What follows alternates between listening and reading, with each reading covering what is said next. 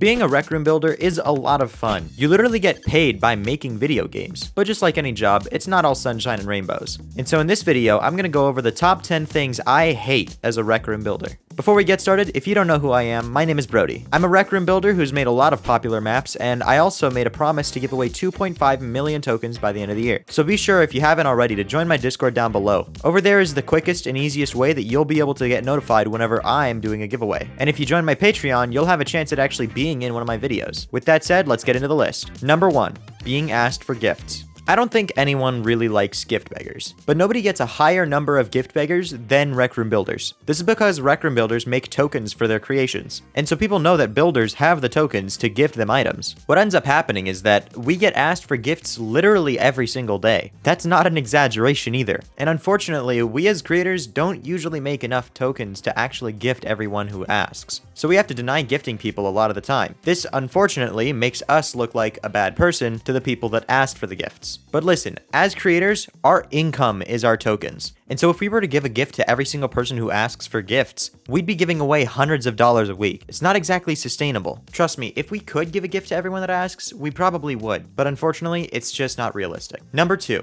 updates breaking the building tools. It is insane how many times I've logged into Rec Room after an update, only to find that Rec Room somehow managed to break the Maker Pen yet again. I honestly can't remember the last time that there hasn't been at least something wrong with the Maker Pen. Every single update that they fix something, something else ends up breaking. And when it comes to building in Rec Room, build flow is extremely important. And so every time that it's disrupted by an update, it gets kind of irritating. But unfortunately, it's something that us builders have to live with and adapt to. Rec Room is a constantly updated game, and so there's always changes coming to it. But with those changes, unfortunately, comes glitches. Number 3, being asked to help with or promote rooms. Now let me preface by saying you should be working with other builders when you're making rooms, especially when you're starting out. When you're learning to become a builder, working with other people can be a surefire way to improve quickly. Unfortunately, already established creators, though, are not going to help you on your new PvP map. We as builders have other things to do, and so unfortunately, we can't help everyone that asks for help, even if it's just promoting a room. I can't promote a room that I wasn't initially a part of. Other people might be able to, but for me, that's just not something I like to do. But alas, I log in almost every other day to someone messaging me asking me to help them with their PvP map that they're making,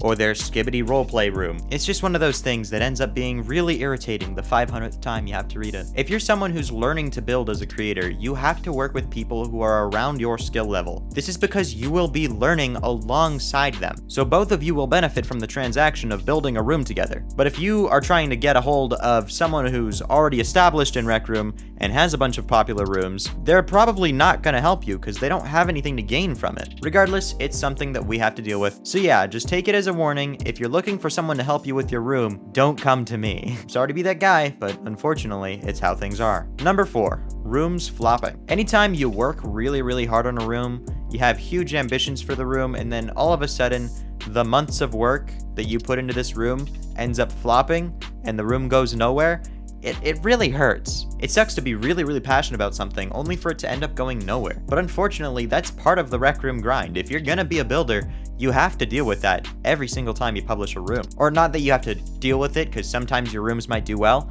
but you have to anticipate it, because otherwise it'll hurt a lot more. But yeah, ask any successful builder in Rec Room and they will probably tell you that they also have had rooms that they got high hopes for, only for them to end up in the gutter. It's not a fun feeling. Number 5, low quality / stolen rooms getting popular. This one kind of ties into number 4, where if we make a room that we are really passionate about and then it flops, it hurts even more to see low quality rooms doing extremely well. But unfortunately, Rec Room is filled with those. No matter what, you're gonna have to get used to seeing skibbity roleplay maps or militaries or anything like that of that nature on Rec Room. But it's part of the grind, and you're just gonna have to suck it up, unfortunately. Some people like low quality maps, and so there's nothing you can do about it, especially when there's no consistent way to have a good chance at getting your room popular in the first place. Which actually brings us into number 6, lack of discoverability tools for new creators. Honestly, this is whether you're a new creator or not, there is no discoverability tools on Rec Room. The only way for a room to do well is if it gets onto the new page, and the new page doesn't really get a whole lot of publicity to begin with either. And so it's really hard for creators, especially new creators, to actually have their rooms discovered and have potential of going somewhere. Rec Room has been getting a little bit better recently about this, but it still is a huge problem. There's not a whole lot of programs or pages that people can use to get discovered in Rec Room. It's an uphill battle that a lot of people are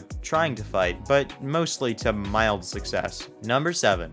Being forced to relearn concepts of building. This ended up being a way bigger problem for me than I thought it would have ended up being, but Rec Room has had so many different phases that people have had to adapt to. It's really common in Rec Room where you'll learn how to do something and you'll get really good at it, and as soon as you're comfortable doing that thing, they'll move on to an entirely new system. You see this from CV1 to CV2, you see it from Rooms V1 to Rooms 2.0, you see it with Rec Room Studio. It just feels like every single time that you get used to something in Rec Room, they end up making it obsolete. Man, this one really irritates me. Number 8. Being added to random group chats. This is honestly a problem for anyone who's at all popular on Rec Room. If you have a lot of friends, unfortunately, a lot of people are going to be trying to message you. That, or they're literally just gonna add you to a random group chat of like 50 people. The number of times that I've been added to a Rec Room group chat is ridiculous. And honestly, I don't even know why or how, but every single time I log on, I have a very high chance that I'm gonna be in a group chat that I never wanted to be in the first place. Don't invite me to group chats, please.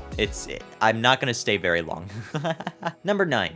Losing progress by not saving. Whether it's because my save got corrupted or I'm a total idiot and just forgot to save, not saving your room after hours of progress is such a hard thing to recover from. As soon as you realize that there's not that restore button, the reality of everything you just lost sets in, and it is a painful reality. You really have to come to terms with the fact that you just lost hours of work, and the only way for you to get it back is to do it all over again. Thankfully, most of the time, there is a way to get it back by restoring the room by using autosaves.